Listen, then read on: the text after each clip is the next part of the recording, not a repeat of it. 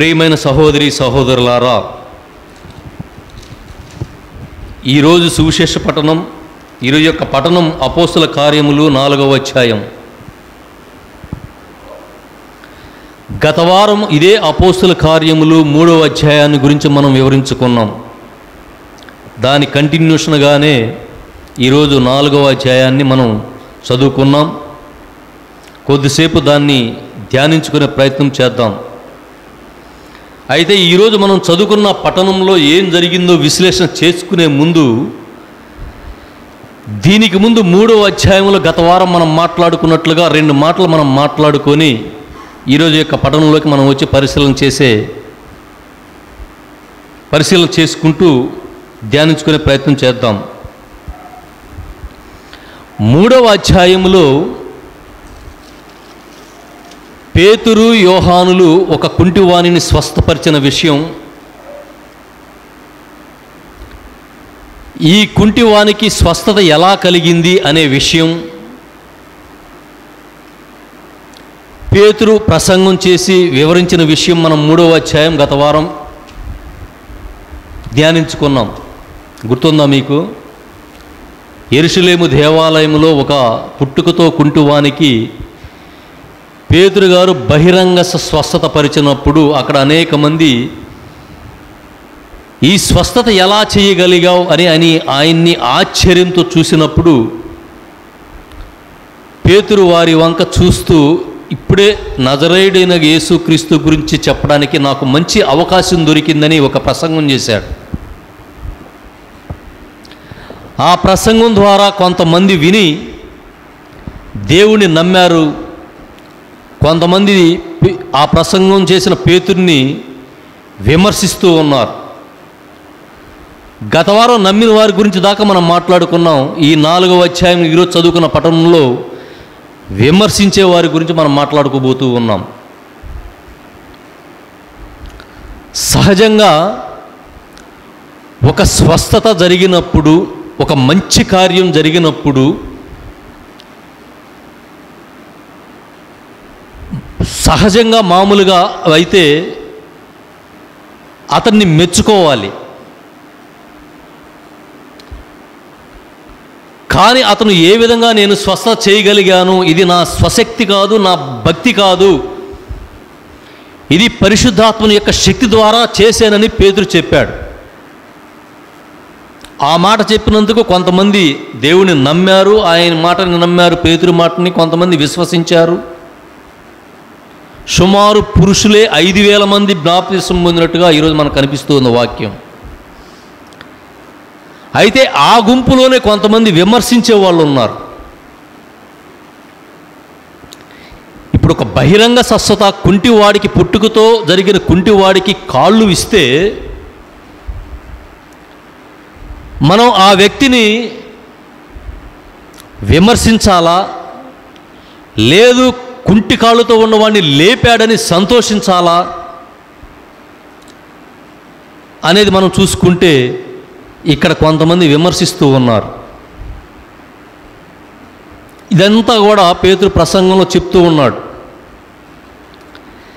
చెప్పినప్పుడు విమర్శించే వాళ్ళు ఈరోజు 4వ అధ్యాయం మనం చదువుకున్న పట్టణంతో ప్రారంభమవుతూ ఉంది. అది మనం ఇప్పుడు ధ్యానించుకోబోతూ ఉన్నాం. వారు ప్రజలతో మాటలాడుచుండగా, ఎవరు? అపోస్తులైన పేతురు, యోహాను. అక్కడ యెరూషలేము దేవాలయం ఉంది. అక్కడ అనేక మంది, కొన్ని వేల మంది యూదులు ఉన్నారు. వాళ్ళతో పేతురు చెప్తూ ఉన్నాడు, ఈ యొక్క అద్భుతం నా ద్వారా జరగలేదు, నా శక్తి ద్వారా జరగలేదు, నా భక్తి ద్వారా జరగలేదు, ఇదంతా కూడా పరిశుద్ధాత్మని యొక్క శక్తి ద్వారా జరిగింది. మీకు విశ్రాంతి కాలం అంటే పరలోక రాజ్యం మీకు కావాలంటే ఎవరైతే సిలువ మీదేసి చంపారో ఆ నజరేయుడైన యేసుక్రీస్తు పాదముల దగ్గరకు వచ్చి మీ పాపాలు ఒప్పుకుంటేనే తప్ప మీరు పరలోక రాజ్యానికి ప్రవేశించరని పేతురు ప్రసంగం చేస్తూ ఉంటే, ఎవరైతే యేసు ప్రభువుని సిలువే చంపారో వాళ్ళకి కోపం, రోషం 2 వస్తూ ఉన్నాయి. కొంతమంది ప్రజలు నమ్మారు, విశ్వసించారు, వాళ్ళు అది వేరే విషయం. కానీ ఎవరైతే యేసుక్రీస్తుకి విరోధంగా లేచి ఈయన్ని చంపండి చంపండి అని ఆ రోజు ఎవరైతే గోల చేశారో వారికి కోపాలు వస్తూ ఉన్నాయి. ఎందుకు కోపాలు వస్తూ ఉన్నాయంటే పేతురు చెప్తూ ఉన్నాడు, మీరు ఎవరినైతే చంపారో తండ్రి దేవుడు ఆయన్ని మరలా లేపాడు, ఆయన పరలోక రాజ్యానికి వెళ్ళాడు, ఇదంతా మా కళ్ళ ముందు జరిగింది, దీనికి మేము సాక్షులం అని చెప్పగలనే చనిపోయిన వ్యక్తి ఎలా లేస్తాడు అని కొంతమంది పేతుర్ని విమర్శిస్తూ ఈరోజు వాక్యంలో మనం చదువుకున్నాం. వారు ప్రజలతో మాట్లాడుతుండగా, అంటే పేతురు యోహాను యేసుక్రీస్తు యొక్క శిష్యులు ప్రజలతో ఇదంతా సంభాషిస్తూ ఉండగా ఎవరైతే దాన్ని ఒప్పుకోవట్లేదో వాళ్ళు మాట్లాడుతున్నారు. ఎవరు వాళ్ళు? యాజకులు, ఆ యెరూషలేము యొక్క దేవాలయం యొక్క అధిపతి, సద్దూకయ్యులు, 3 వర్గముల వారు. ముఖ్యంగా ఇక్కడ సద్దూకయ్యులు అనేవాళ్ళు ఎవరంటే ఆనాడు యేసుక్రీస్తు ప్రభు బ్రతికున్నప్పుడు కూడా యేసుక్రీస్తుని అనేక సందర్భాల్లో ఇరకాటంలో పెట్టాలని సద్దూకయ్యులు అనే బ్యాచ్ ఉండేవాళ్ళు. యేసుక్రీస్తు ఏమో నా యందు పునరుత్థానం ఉంది, నా దగ్గరకు వస్తే తిరిగి మళ్ళా మీరు జీవంతో లేస్తారని యేసుక్రీస్తు చెప్తా ఉంటే చనిపోయిన వ్యక్తులు ఎలా లేస్తారు అని చెప్పి సద్దూకయ్యులు యేసుక్రీస్తుని కూడా విమర్శించిన సందర్భాలు యేసుక్రీస్తు బ్రతికున్నప్పుడు జరిగిన సందర్భాలు ఉన్నాయి. అది ఒక మాట మనం చూసుకుందాం. యేసుక్రీస్తు వాళ్ళు మాట్లాడిన మాట మనం ఒకసారి చూసుకోగలిగితే మత్తయి సువార్త 21వ అధ్యాయము, మత్తయి సువార్త 21వ అధ్యాయము 23, 24, 25వ వచనంలో జరుగుతూ ఉంది. ఇప్పుడు మనం చదువుకున్నట్లుగా ఎవరైతే పేతుర్ని విమర్శిస్తూ ఉన్నారో అక్కడ అంతకుముందే యేసుక్రీస్తు చనిపోకముందే యేసుక్రీస్తుని కూడా వీళ్ళు విమర్శించాలి, యేసుక్రీస్తు మనకి ఎక్కడ దొరుకుతాడా అని ఎదురు చూసే బ్యాచ్ యేసుక్రీస్తు దగ్గరికి వచ్చి మాట్లాడుతూ ఉన్నారు. ఏమని మాట్లాడుతూ ఉన్నారు మనం చూసుకుందాం.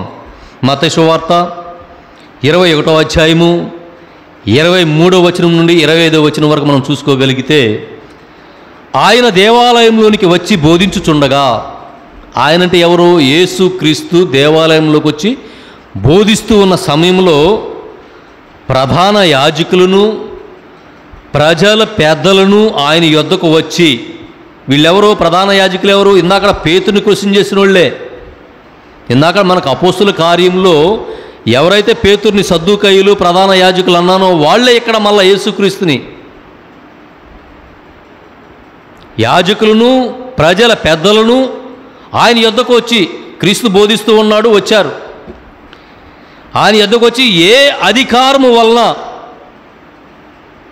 నీవు ఈ కార్యములు చేయుచున్నావు? బోధన, అంతకుముందు అనేకమైన సూచక క్రియలు చేస్తూ ఉన్నప్పుడు వీళ్ళు ఓర్వలేకపోతూ ఉన్నారు. అసలు నీకు ఏ అధికారం ఉంది? ఏ అధికారం వల్ల నీవు ఈ కార్యాలు చేస్తున్నావు? ఈ అధికారం ఎవడు నీకు ఇచ్చినని అడుగగా, ఎవడిచ్చాడు నీకు అధికారం ఈ సూచక్రియలు అంటే? కుంటివాడికి కాళ్ళు ఇవ్వటం తప్ప, గుడ్డివాడికి చూపి ఇవ్వటం తప్ప, రక్తస్రావ రోగిని స్వస్థత చేయటం తప్ప, ఇవన్నీ మంచి కార్యాలే కదా, మనం ఒప్పుకోవాలి కదా, ఇంకా మంచి చేసాడు కదని మనం మెచ్చుకోవాలి. కానీ వీళ్ళ అసూయ ఎలా ఉందంటే, అసలు చేయడానికి నువ్వెవడవి?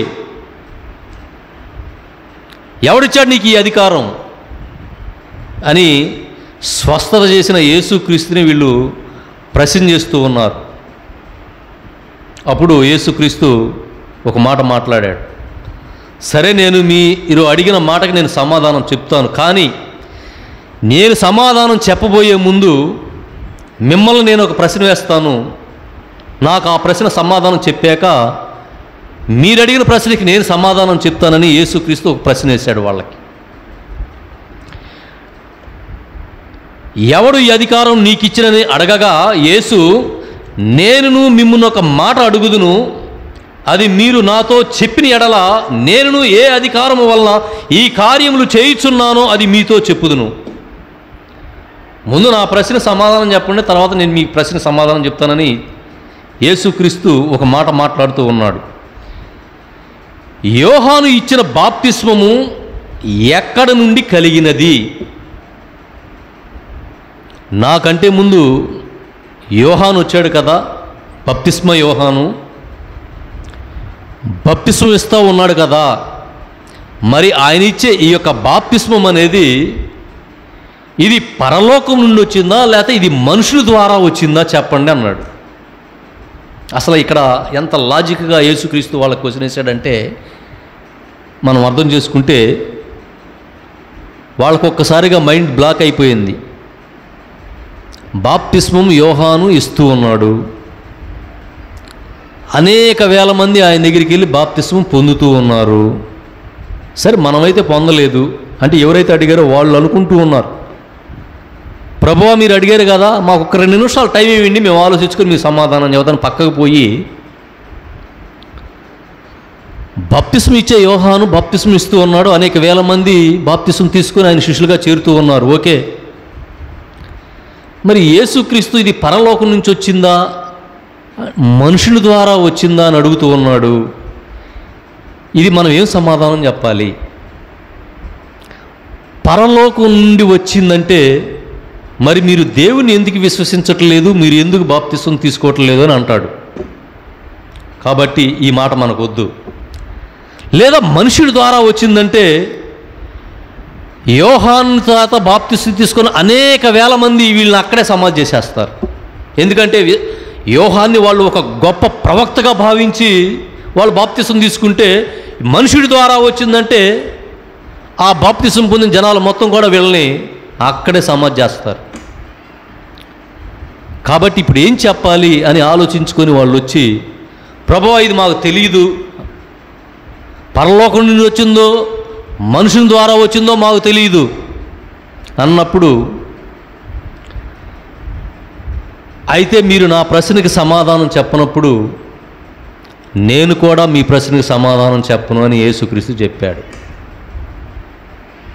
అంటే యేసుక్రీస్తు ఎంత వివేకంగా వాళ్ళకి సమాధానం ఇచ్చాడంటే, అంటే వారిని కూడా ఆ దేవుని యొక్క మార్గంలోకి రప్పించాలని చూస్తూ ఉంటే వీళ్ళు దానికి వ్యతిరేకంగా వెళ్తూ ఉంటారు.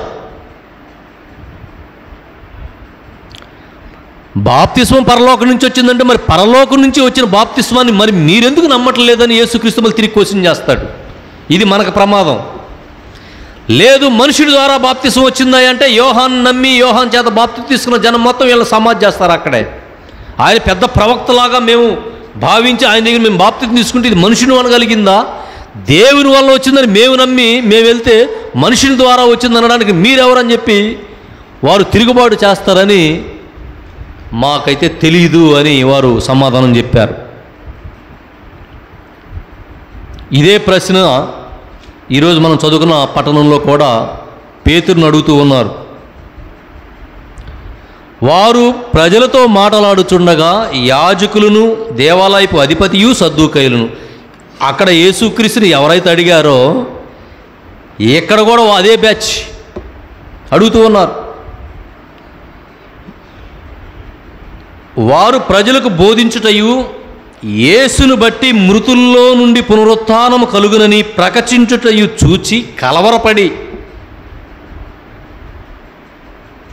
ఎవరైతే మరణిస్తారో యేసుక్రీస్తునందు మరలా తిరిగి జీవంతో లేస్తారని శిష్యులు చెప్తా ఉంటే వీళ్ళకి కలవరం వచ్చేసింది. ఎందుకంటే చంపిన వ్యక్తులు వీళ్ళే. అంటే ప్రజల ముందు వీళ్ళు శత్రువులుగా నిలబడాలి. ఆ మాట ఒప్పుకుంటే మేము తప్పు చేసామని వీళ్ళు అంగీకరించాలి.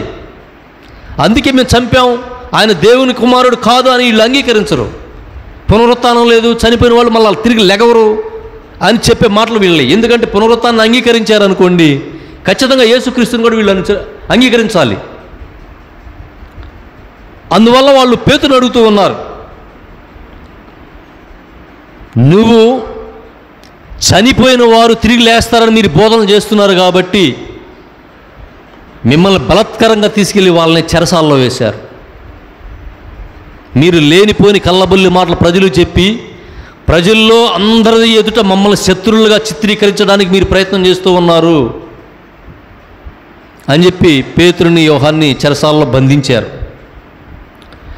బంధించి ఆ రోజు అప్పటికే సమయం సాయంత్రం అయ్యే లోపులు ఇంకా కొంతమంది పెద్దలు రావాలి కాబట్టి ఆ న్యాయసభ తెల్లారికి వాయిదా పడింది. తెల్లారింది, న్యాయసభ పెద్దలు వచ్చారు, తీర్పు చెప్పేవాళ్ళు. మరునాడు వారు అధికారులను, పెద్దలను, శాస్త్రులను యెరూషలేము దేవాలయంలో కూడుకొనిరి. ఆ పెద్దలు ఎవరు? ప్రధాన యాజకుడైన అన్నయు, కైఫా, యోహాను, అలెగ్జాండరు, ప్రధాన యాజకుని బంధువులందరూ. అంటే యెరూషలేము దేవాలయంలో మెయింటైన్ చేసే వాళ్ళు వీళ్ళే. దేవాలయాన్ని మెయింటైన్ చేస్తే చేస్తారు కానీ దేవాలయంలో ఉండే దేవుణ్ణి మాత్రం నమ్మరు వీళ్ళు. దేవాలయం అధిపతి దేవాలయాన్ని మెయింటెనెన్స్ మాత్రం చేస్తాడు, కానీ ఆ దేవాలయంలో ఉండే దేవుణ్ణి మాత్రం నమ్మే పరిస్థితి లేదు వీళ్ళు. వాళ్ళందరూ వచ్చారు. చెరసాలలో ఉన్న పేతురుని, యోహాను తీసుకురండి. తీసుకొచ్చారు, సభ ముందు నిలబెట్టారు. ఒక మహాసభ అక్కడ, యూదులకి ఒక సభ. ఎవరైనా ఏదైనా తప్పు చేస్తే ఒక సభ. ఇప్పుడు మన గ్రామంలో కానీ మనం గ్రామంలో పెట్టుకున్నట్లుగా యూదులకి ఒక సభ ఉండేది. దాన్ని ఇంగ్లీష్లో సన్హెడ్రిన్ సభ అని కూడా అంటారు. సన్హెడ్రిన్ సభ. వచ్చారు, వాళ్ళు తీసుకురండి అని చెప్పి తీసుకొచ్చి న్యాయసభ ముందు నిలబెట్టారు పేతురుని, యోహాన్ని. నిలబెట్టి వాళ్ళు ఏమడుగుతున్నారంటే పెద్దలు, వారు పేతురును యోహానును మధ్యన నిలవబెట్టి వారేదో పెద్ద తప్పు చేసినట్లుగా. ఏం తప్పు చేశారు వాళ్ళు? కుంటివాడి కాళ్ళు ఇచ్చారు. అది వాళ్ళు చేసిన తప్పు. వాళ్ళు చేసిన తప్పు ఏంటి? కుంటి వాళ్ళకి కాళ్ళు ఇచ్చాడు. అది వీళ్ళకి తప్పులా కనిపిస్తూ ఉంది. వారు పేతురును యోహానును మధ్యను నిలవబెట్టి, మీరు ఏ బలము చేత, ఏ నామమును బట్టి దీన్ని చేసితిరి అని అడుగగా, అంటే ఈ కుంటివాడి కాళ్ళు ఇవ్వడానికి మీకు ఎక్కడి నుంచి వచ్చింది బలం? ఆ శక్తి మీకు ఎక్కడి నుంచి వచ్చింది? అసలు మీరు ఎవరి పేరు మీద ఈ అద్భుతం చేశారు అని వారేదో పెద్ద తప్పు చేసినట్టుగా కొన్ని వేల మందిలో ఆ సభ ముందు వాళ్ళని నిలబెట్టి పెద్దలు క్వశ్చన్ చేస్తూ ఉన్నారు వాళ్ళని. అప్పుడు పేతురు మాట్లాడుతూ ఉన్నాడు. అప్పుడు పేతురు పరిశుద్ధాత్మతో నిండిన వాడై ఇట్లా, నేను పరిశుద్ధాత్ముడితో నిండిన వాడై అంటే అక్కడ మాట్లాడుతున్న పేతురు కాదు. పేతురు యొక్క ఆత్మలో పరిశుద్ధాత్మ దేవుడు వచ్చేసాడు. వాళ్ళు అనుకుంటూ ఉండొచ్చు పేతురు మాట్లాడుతున్నాడేమోనని, కానీ ఆయన యొక్క ఆత్మ నుంచి నోటి ద్వారా పలుకుతున్న మాటలు పరిశుద్ధాత్మ దేవుడు మాట్లాడుతూ ఉన్నాడు. ఏం మాట్లాడుతున్నాడో విన్నాం. ప్రజల అధికారులారా, పెద్దలారా, ఆ దుర్బలునికి చేయబడిన ఉపకారమును గూర్చి వాడు దేని వలన స్వస్థత పొందినని నేడు మమ్మును విమర్శించుచున్నారు గనుక మీరందరూ, ఇశ్రాయేలు ప్రజలందరూ తెలుసుకోవలసినదేమనగా స్టార్ట్ చేశాడు. పేతురులో పరిశుద్ధాత్ముడు వచ్చేశాడు, మాట్లాడుతూ ఉన్నాడు. ప్రజల పాలకులారా, ఆ దుర్బలునికి చేయబడిన ఉపకారం. ఇక్కడ దుర్బలుడు అంటే ఏదో అనుకున్నారు, నిస్సహాయ స్థితిలో ఉన్నవాడిని దుర్బలుడు అంటారు. అంటే ఎవడు అక్కడ? కాళ్ళు పొందిన కుంటివాని వ్యక్తి. ఆ కుంటివానికి చేసిన మేలును గూర్చి దేని వలన ఇది స్వస్థత నువ్వు చేయగలిగావు అని చెప్పి మమ్మల్ని విమర్శిస్తూ ఉన్నారు మీరును ఇశ్రాయేలు ప్రజలందరూ మీరు తెలుసుకోవాల్సింది ఏంటంటే ఒకటి ఉంది, అదేందో చెప్తాను వినండి అని చెప్పి పేతురు ద్వారా పరిశుద్ధాత్మ దేవుడు మాట్లాడుతూ ఉన్నాడు. ఏం మాట్లాడుతూ ఉన్నాడు? మీరందరూ ఇజ్రాయేలు ప్రజలందరూ తెలుసుకోవలసినదేమనగా, మీరు సిలువ వేసినట్టియు మృతుల్లో నుండి దేవుడు లేపినట్టియు నజరేయుడైన యేసుక్రీస్తు నామమునే వీడు స్వస్థత పొంది మీ ఎదుట నిలిచి ఉన్నాడు. ఓ ఇజ్రాయేలు ప్రజలారా, మీరు ఎవరినైతే సిలువ వేశారో ఆ సిలువ వేసిన నజరేయుడకు యేసు క్రీస్తును దేవుడు మృతుల్లో నుండి లేపాడు. ఆ మృతుల్లో నుండి లేచిన నజరేయుడకు యేసు క్రీస్తు నామమునే ఈ కుంటివాడికి కాళ్ళు వచ్చాయి. తెలుసుకోండి ఈ విషయం అని ఎవరైతే క్వశ్చన్ చేశారో వారికి సమాధానం పేతురు ద్వారా పరిశుద్ధాత్మ దేవుడిస్తూ ఉన్నాడు. ఇల్లు కట్టువారైన మీరు తృణీకరించిన రాయి ఆయనే.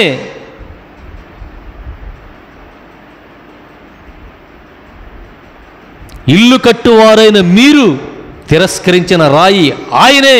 అంటే ఎవరు? యేసుక్రీస్తు.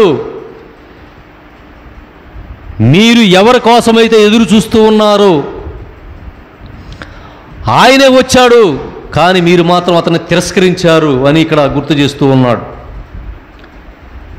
మీరు తిరస్కరించిన ఆ రాయి తలకు మూలరాయి అయింది. మీరు ఎవరైతే రాయి అనబడి యేసుక్రీస్తుని తిరస్కరించారో ఆ యేసుక్రీస్తే తలకు మూలరాయి అయ్యింది అని చెప్పాడు. తలకు అంటే ఇక్కడ సంఘం. సంఘము యొక్క తల యేసుక్రీస్తు అయితే శరీరం యొక్క భాగాలే విశ్వాసులు. దీన్ని మనం గ్రహించాలి. మీరు ఎవరైతే తిరస్కరించారో ఆయనే నజరేయుడగు యేసు క్రీస్తు, దేవుని కుమారుడు. ఆయన ద్వారానే మనకి నిత్య జీవం ఉంది అని చెప్పి ఇక్కడ పేతురు మాట్లాడుతూ ఉన్నాడు. అంతటితో ఆగల. వీళ్ళు వీళ్ళు అడిగి చెప్పుతో కొట్టించుకున్నట్టుంది. వీళ్ళు ఏమడిగారంటే, అసలు ఆ స్వస్థత ఎలా జరిగిందని అడిగితే స్వస్థత ఎలా జరిగిందో చెప్పి రక్షణ కూడా ఆయన దగ్గరే ఉందని చెప్పి స్టార్ట్ చేశాడు. మళ్ళా మరి ఎవని వలనను రక్షణ కలగదు. వాళ్ళు అడగల రక్షణ ఎవరి వలన కలిగిందని వాళ్ళు అడగల. అసలు నువ్వు ఈ స్వస్థత కుంటోడి కాళ్ళు అట్టిచ్చావు చెప్పయ్యా అని అడిగారు. పేతురికి మంచి అవకాశం దొరికింది యేసుక్రీస్తుని ప్రకటించడానికి. ఎలా ఇచ్చాను? మీరు ఎవరినైతే మీరు తిరస్కరించారో, ఎవరినైతే మీరు సిలువ మీద కొట్టి చంపారో ఆయన్నే దేవుడు మళ్ళీ సజీవంగా లేపాడు. ఆ యేసుక్రీస్తు యొక్క పేరు మీదే ఈ కుంటివాడి కాళ్ళతో లేచి నిలబడ్డాడని చెప్పి అంతటితో ఆగకుండా, అంటే వీళ్ళు ఇది చెప్పకూడదని వీళ్ళు ఆలోచన చేశారు. కానీ వీళ్ళు ఏదైతే చెప్పకూడదు అనుకున్నారో శిష్యుడు అదే చెప్పి లోపలికి వెళ్ళి మండిపోతూ ఉంది. నిలకనే ఏదైతే మనం వినకూడదు అనుకుంటూ ఉన్నాం, ఏ పేరైతే మనం వినకూడదు అనుకుంటూ ఉన్నామో వాళ్ళు నొక్కి నజరేయుడగు యేసుక్రీస్తు అని నొక్కి నొక్కి చెప్తుంటే వీరికి మండిపోతూ ఉంది. అంతటితో ఆగారా? అవకాశం దొరికింది. వామిస్తూ ఉన్నాడు పేతురు. స్వస్థత జరిగింది ఆయన మూలమానే. నజరేయుడగు యేసుక్రీస్తు పేరు మీద జరిగింది. అదే నజరేయుడు యేసుక్రీస్తు మూలంలో మీకు రక్షణ కూడా అని చెప్తూ ఉన్నాడు. ఇక్కడ స్వస్థతే కాదు, రక్షణ కూడా ఆయన మూలనే ఉంది. అంటే వీళ్ళు చెప్పుతో కొట్టించుకున్నట్టు ఉంది. అడిగి అడగకుండా అవన్నీ ఎవరికి తెలిసే కాదు పాపం. ఇది తెలియకూడదు అనుకునే అడిగారు. అడిగినందువల్ల పేతురికి మంచి అవకాశం దొరికింది కాబట్టి వామిస్తూ ఉన్నాడు. ఎవరి గురించి అయితే చెప్పకూడదైతే అనుకున్నారో వీళ్ళు ఆయన గురించే పేతురు చెప్తూ ఉన్నాడు. పేతురు అంటే పేతురు పరిశుద్ధాత్మతో పూరితుడై అన్నప్పుడే మనం అర్థం చేసుకోవాలి. అక్కడ మాట్లాడుతున్న డైరెక్ట్ దేవుడే. చెప్పుతో కొడుతూ ఉన్నాడు అడిగినోడిని. పిచ్చోళ్ళారా, మీరు వచ్చానరా, మీరు తిరస్కరించారు. ఆ తిరస్కరించినోడిని నేనేరా, నా ద్వారానే ఈ స్వస్థత, రేపు నీకు రక్షణ అని పరిశుద్ధాత్ముడితో పేరుతమై పేతురు మాట్లాడుతూ ఉన్నాడు. ఇంకో మాట, ఆయన నామమునే రక్షణ. ఈ నామము వలనే మనకు రక్షణ పొందవలెను గాని ఆకాశము క్రింద మనుష్యులలో ఇవ్వబడిన మరి ఏ నామమున రక్షణ పొందలేము అనెను. ఎవడైనా ఆకాశం కింద బ్రతికే ప్రతి మనిషి కూడా రక్షించబడాలంటే ఆయన నామం. ఎవరు ఆయన? ఆ పేరెత్తితే ఇలా కోపం, నజరేయుడగు యేసుక్రీస్తు. వాళ్ళు నొక్కి చెబుతా ఉన్నారు వాళ్ళని, ఇంకా రెచ్చగొడుతున్నట్టు. ఆయన నామం నజరేయుడగు యేసుక్రీస్తు పేరు, ఆ పేరు మీదే రక్షణ. ఆకాశం కింద ఏ మనుషుడికి కూడా అధికారం లేదు, ఆ రక్షణ ఇవ్వలేడు అని చెప్పి ఇక్కడ పేతురు మాట్లాడుతూ ఉన్నాడు. మరి ఆ సందర్భంలో అడిగిన వాడు చెప్పుతో కొట్టించుకున్నట్టు అయిపోయి ఏం చేసి ఉంటారంట వాళ్ళు? ఏం చేసి ఉంటారు? అక్కడేమో వీళ్ళు కొసినేశారు, అక్కడేమో పేతురు కౌంటర్ ఇస్తూ ఉన్నాడు. మామూలుగా ఇట్లా పరిశుద్ధాత్ముడితో ప్రేరేపితమై దేవుడే కౌంటర్ ఇస్తూ ఉన్నాడు పేతురు ద్వారా. మరి దేవుడు కౌంటర్ ఇస్తే వీడి సమాధానం చెప్పడానికి వీడి దగ్గర ఏమైనా ఉంటుందా? ఏమీ ఉండదు.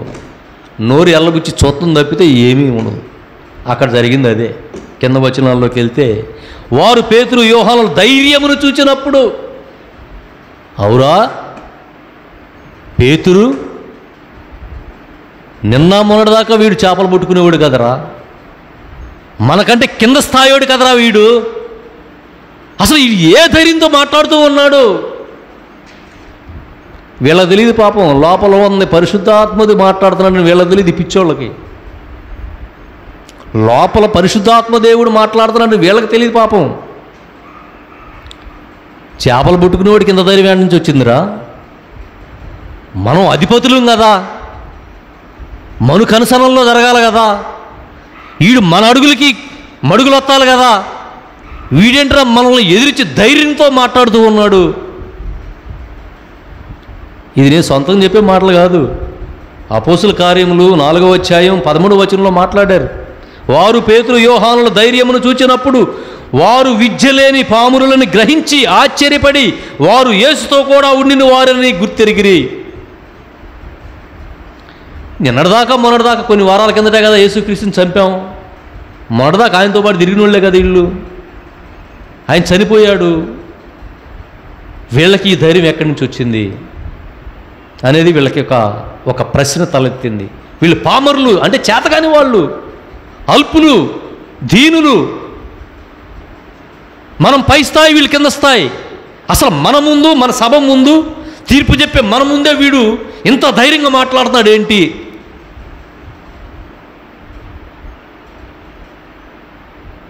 మనల్ని కూడా రచ్చబండ పిలిపించి పెద్దలు ప్రశ్న అడిగినప్పుడు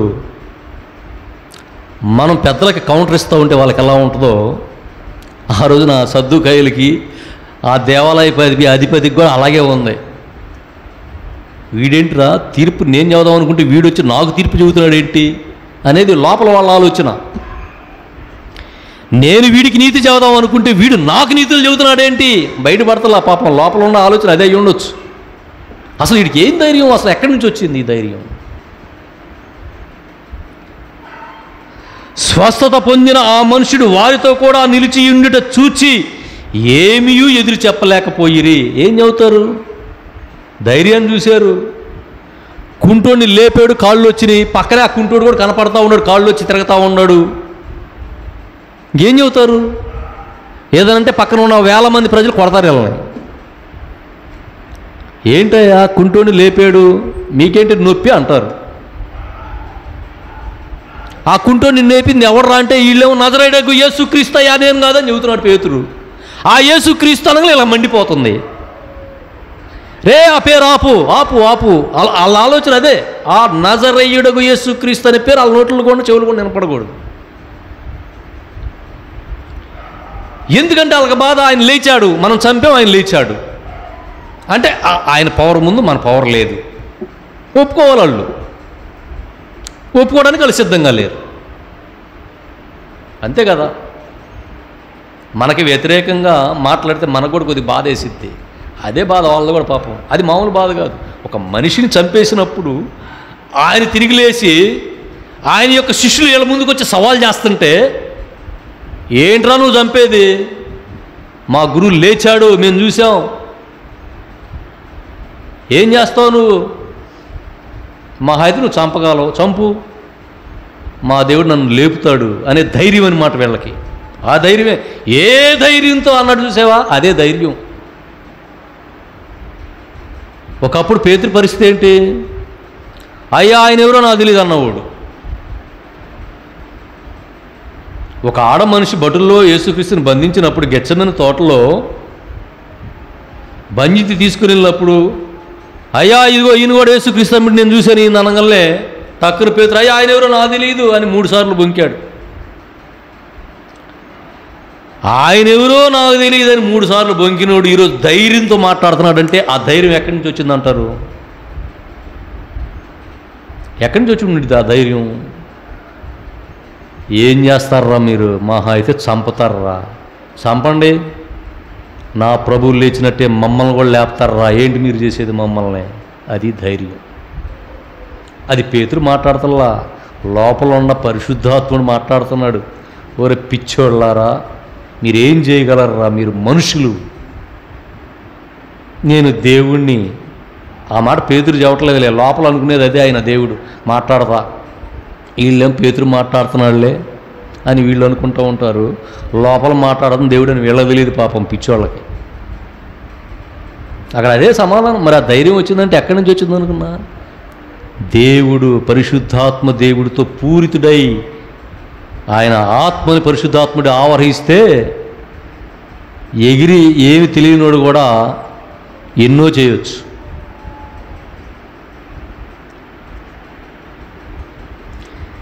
వీళ్ళు ఎన్ని చేసినా వీళ్ళని ఏం చేయాలరా మనం తలలు పట్టుకుంటూ ఉన్నారు వాళ్ళు.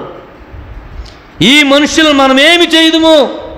ఓ పక్క కనపడుతున్నాడు కుంటోడు, కాళ్ళు వచ్చి నిలబడ్డాడు, సాక్ష్యం వాళ్ళ పక్కనే నిలబడ్డాడు. ఆ కుంటోడు కూడా, అయ్యా మీరెట్టెళ్తే నేను అట్టే వస్తా, నాకు కాళ్ళు ఇచ్చింది మీరే. ఇంకా వాడు వదిలిపెడతాడా? వాళ్ళని వదిలిపెడతల్లా. అద్భుతం జరిగింది, అది అబద్ధం అనడానికి లేదు. కళ్ళ ముందు మనిషి కనపడుతున్నాడు. ఆ వాడికి 40 సంవత్సరాల నుంచి పుట్టుతో కుంటువాడు, ప్రజలందరికీ తెలుసు. అక్కడ కళ్ళ ముందు కనపడుతుంది. కాదంటానికి వీళ్ళు ఏం చేస్తారు? పెద్దలు ఏం చేయాలి? అప్పుడు ఆ పరిస్థితులు ఏం చేస్తారు? ఏమీ చేయటానికి లేదు. ఈ మనుషులను మనం ఏమి చేయదుము. ఏ మనుషుల్ని? పేతుర్ని, యోహాన్ని.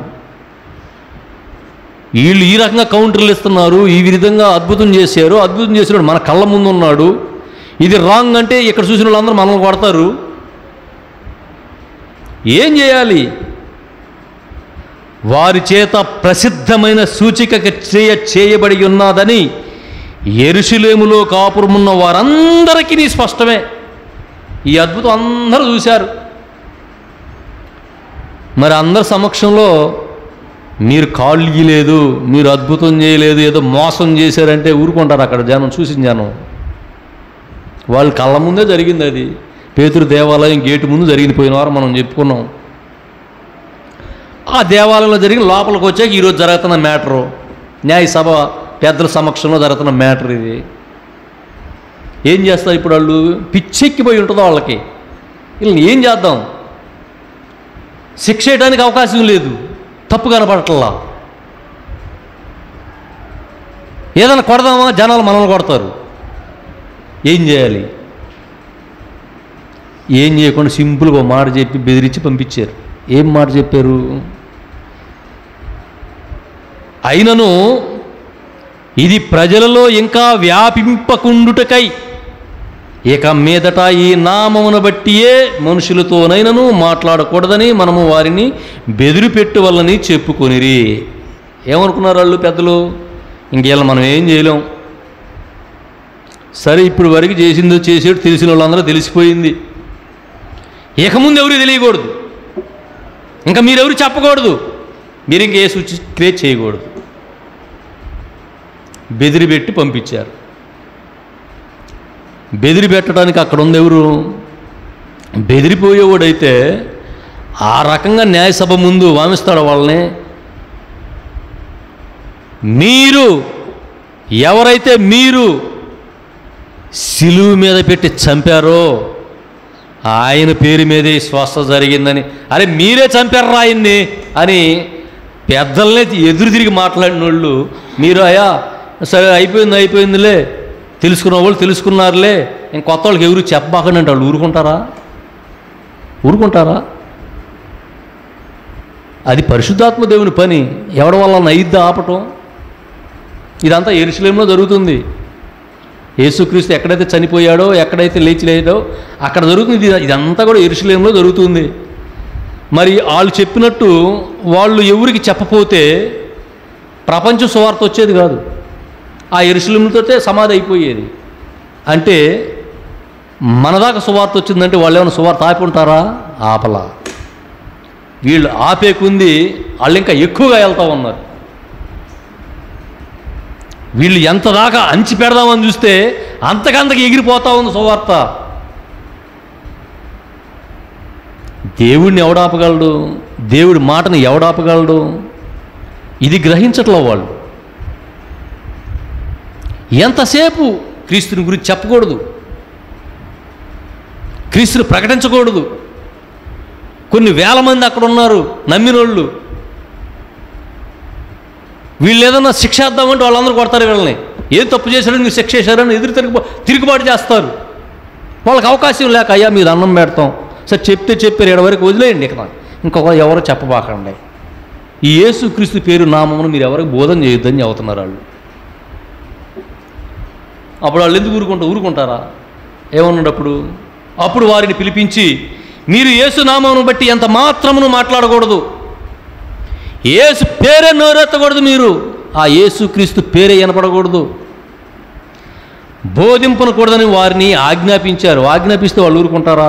అందుకు పేతురు యోహానును వారిని చూచి, పేతురు యోహాను ఇద్దరు శిష్యులు ఉన్నారు అక్కడ, క్రీస్తుని ప్రకటించొద్దని చెప్తున్నారు.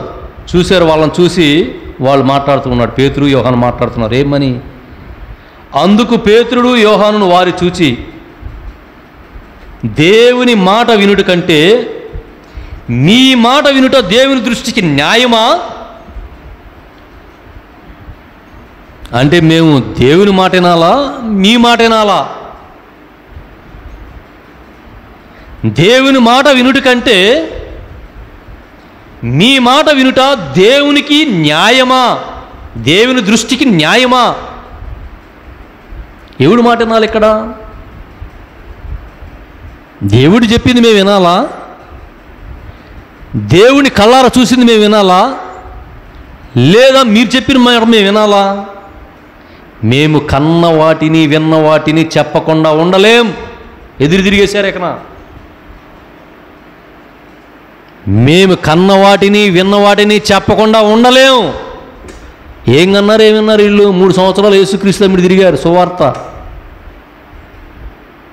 మా గురువు ఏదైతే మాకు నేర్పించాడో దాన్ని మేము చెప్పకుండా ఉండలేమో. వాళ్ళేమో చెప్పబాకండ్రా అని వాళ్ళు చెప్తుంటే వీళ్ళేమో మేము చెప్పకుండా ఉండలేము.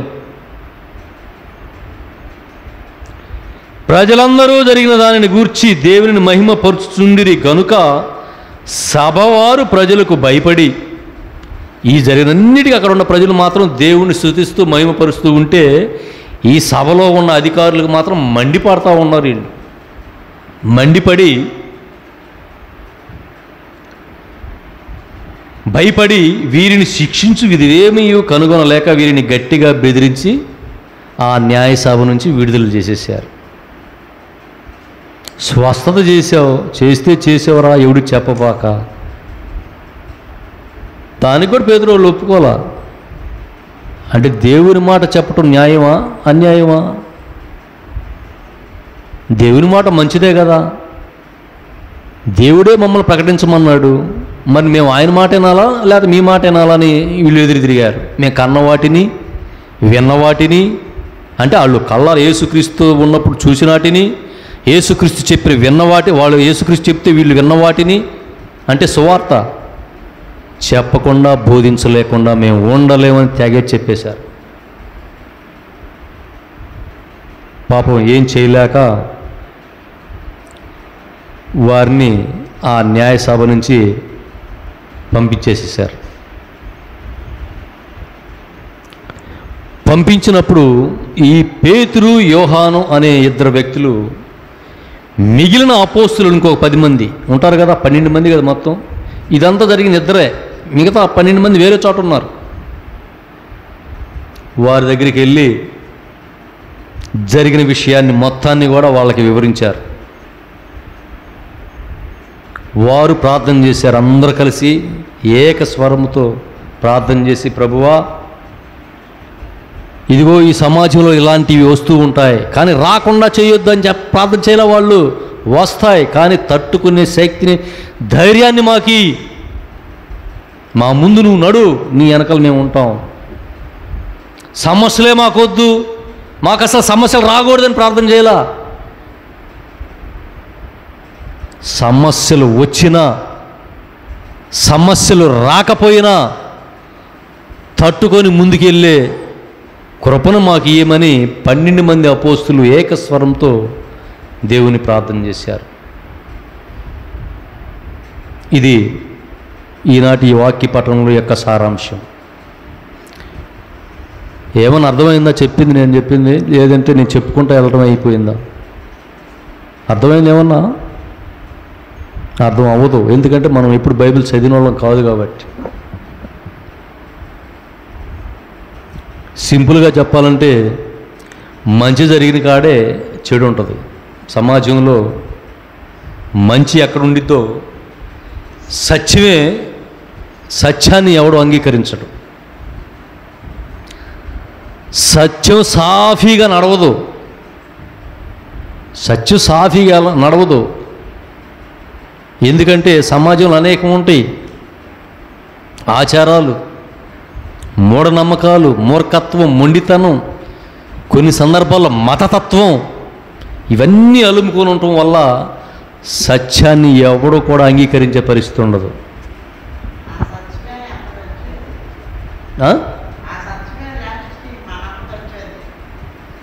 అదే ఇక్కడ ఇప్పుడు పేతురు చెప్పేది కూడా అదే. మీరు మూఢాచారాలు నమ్మకాల్లో మునిగిపోయారు, సద్దూకయ్యులారా, దేవాలయ అధిపతి, ప్రజల పాలకులారా, వినండి. ఆ సత్యం నజరేయుడకు యేసుక్రీస్తు, గ్రహించండి. మీరు ఎవరైతే కాదనుకున్నారో ఆయనే నిత్య జీవం ఇచ్చే దేవుడు అని పేతురు చెప్పదలుచుకున్న మాట. వీళ్ళేమో చచ్చిపోయి తిరిగి లెగస్తారంటే ఒప్పుకోరు. వీళ్ళు అమ్మ మాదిరిగా చనిపోయిన వాళ్ళు లెగస్తారంటే ఎట్లా లెగుతారని అడిగింది ఒకసారి, చాలా రోజుల కిందట. మరి ఆమె చర్చికి ఎందుకు వచ్చిందో, యేసుక్రీస్తుని ఎందుకు నమ్మిందో మరి నాకైతే తెలియదు. యేసుక్రీస్తుని నమ్మిన ప్రతి వ్యక్తి కూడా మనం మరణించినప్పుడు మన యేసుక్రీస్తు ఏ విధంగా అయితే తిరిగి లేచాడో మనల్ని కూడా అదే విధంగా లేపుతానన్నాడు. కాబట్టి ఆ యొక్క విశ్వాసంతో మనం యేసుక్రీస్తు ప్రయాణం చేయాలి, ఆ నమ్మకం కలిగి ఉండాలి. చావా రాని ఏముంది, మా దేవుడు ఉన్నాడుగా, చూసుకుంటాడులే, లేపుతాడుగా మళ్ళీ నన్ను అంటే భౌతికంగా కాదు. భౌతికంగా లేకపోతే మళ్ళీ ఇంకో రోజు మళ్ళీ తాగుతావు, అక్కడ పర్మనెంట్గా లేపుతాడు నిన్ను. ఎక్కడరా పర్మనెంట్గా లేపేది? పరలోకంలో. బా, ఇది మాత్రం బాగా చెప్పేవారు. ఒకవేళ ఇక్కడ లేపినా మళ్ళా కొండలు మళ్ళీ చావాల్సిందే కదా. కింద అక్కడ కూడా అదే ట్రాఫిక్ మనకు అక్కడ. అదే ఇక్కడ పేతురు పరిశుద్ధాత్ముడితో ప్రేరేపితుడై మాట్లాడుతున్న మాటలు అవే. సద్దూకయ్యులు చనిపోయిన వాళ్ళు తిరిగి లేగస్తారంటే వాళ్ళు నమ్మరు. పేతురేమో నమ్మాలిరా, లేచాడురా, మేము చూసామరా, సాక్ష్యం మేమేరా అని పేతురు చెబుతాడు అక్కడ. అప్పుడు వాడికి ఎలా ఉంటుంది? సద్దూకయ్యులకి మండిపోతా ఉండిద్ది. ఏందిరా ఈడు మన ఆచారాలకు విరుద్ధంగా మాట్లాడుతున్నాడు ఏంటి వీడు? వాస్తవంగా పేతురు చెప్పే సత్యం, కానీ వీడు అంగీకరిస్తలా. ఎందుకంటే వీడు మతతత్వంలో ఉండిపోయాడు, యోధా మత తత్వంలో ఉండిపోయాడు, ఆచారాల్లో ఉండిపోయాడు, మొండితనంతో ఉండిపోయాడు. ఆడు మనసంతా మొండితనం, గర్వంతో నిండిపోయి ఉంది.